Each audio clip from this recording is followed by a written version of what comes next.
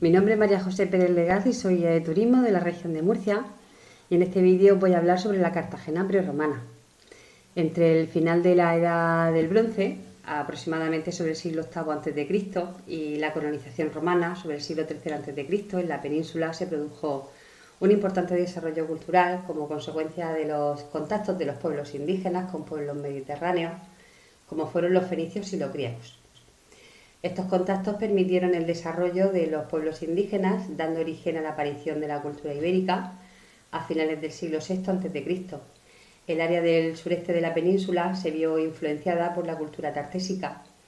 que sobre todo tuvo lugar en el suroeste de la península, y la mastiena, que algunas fuentes antiguas sitúan en nuestra actual Cartagena. Con la caída de Tartesos, en torno a finales del siglo VI a.C., surgieron los turdetanos y los oretanos en Andalucía y los bastetanos en el área de los mastienos. La actual Cartagena estaba situada entre los antiguos pueblos íberos de los bastetanos y los contestanos, y siempre gozó del favor de su clima, de un puerto natural abierto al Mediterráneo y fuertemente protegido, así también como una topografía especial para los asentamientos por su defensa natural. Estas antiguas culturas nos han dejado huellas del comercio que existía entre los distintos puertos del Mediterráneo, como los dos pecios fenicios que aparecieron en el puerto de Mazarrón, que es una localidad costera y muy próxima a Cartagena, así como asentamientos íberos dispersos por buena parte de nuestro litoral, de donde se han extraído infinidad de piezas, objeto de las excavaciones, tanto de los poblados como de sus necrópolis, y que tantos datos e información nos han aportado para el conocimiento de esta fascinante cultura ibérica. Contamos con un texto escrito por Polibio, donde se describe perfectamente la topografía de la ciudad de Cartagena en época antigua, y nos describe un puerto natural al que se accede por la boca de un golfo,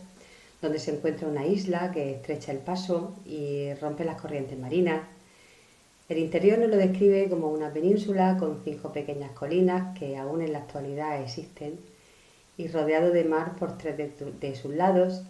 excepto por el este, que era donde se encontraba el istmo, que era la única zona que se unía al resto de tierra, y al norte se situaba una pequeña laguna de muy poca profundidad. La arqueología nos ha demostrado que todo lo descrito por Polibio era real y que en parte aún se puede reconocer. De esta manera estaba nuestra ciudad durante el siglo III a.C., cuando los cartagineses entraron en nuestra península. Los cartagineses habían perdido la Primera Guerra Púnica, que tuvo lugar entre los años 264 y 241 a.C. Después de perder esta guerra contra los romanos, tuvo lugar la Guerra de los Mercenarios, y los cartagineses habían perdido todo el control marítimo y el comercio del Mediterráneo, viéndose obligados a pagar un tributo a Roma. Así entraron en nuestra península la familia de los Barca, con Amílcar Barca a la cabeza, su yerno Adrúbal el Bello y su hijo mayor, Aníbal. Después se unieron sus otros 2 hijos, Adrúbal y Magón. Fueron sometiendo y conquistando a los pueblos indígenas por donde pasaban, añadiendo soldados a sus filas, hasta que en una batalla Amílcar Barca murió y fue su yerno Adrúbal el Bello quien asumió el mando. La tropa cartaginesa llegó al antiguo enclave que era Cartagena, y llegó en el año 229 a.C., y después de valorar las riquezas que la zona les ofrecía, fundaron la ciudad de Cadjadast. Lo más importante para la familia de los Barca era la cercanía al mar, ideal para retomar el comercio con otros pueblos, la importante situación estratégica por la especial topografía de la ciudad, que hacía muy fácil la defensa,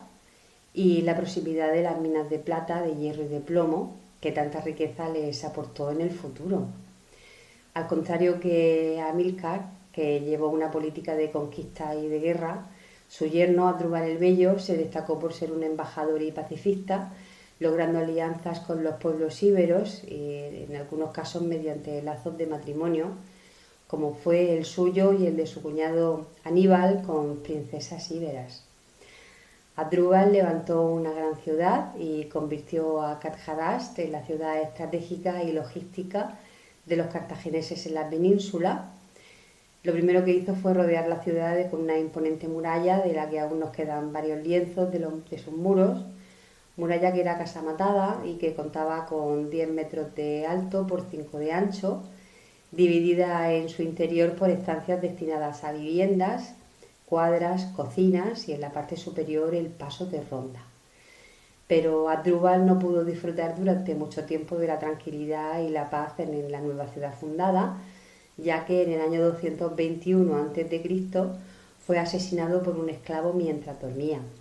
Le sucedió Aníbal, el hijo mayor de Amílcar Barca, que continuó con la misma política de su padre, de sometimiento, guerra y conquista. En una de las expediciones, en el año 218 a.C.,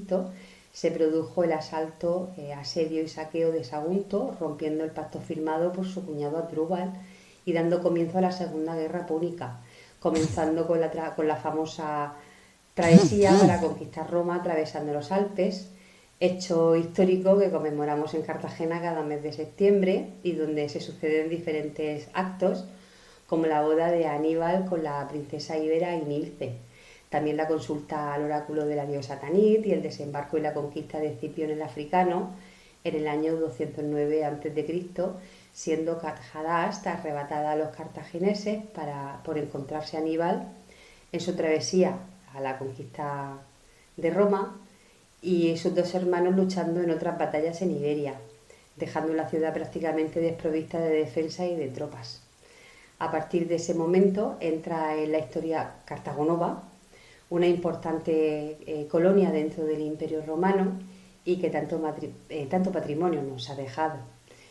Y bien, pues espero que este breve repaso por nuestra historia, la historia de la Cartagena prerromana, haya sido de vuestro interés y espero que nos volvamos a ver muy pronto. Un saludo a todos.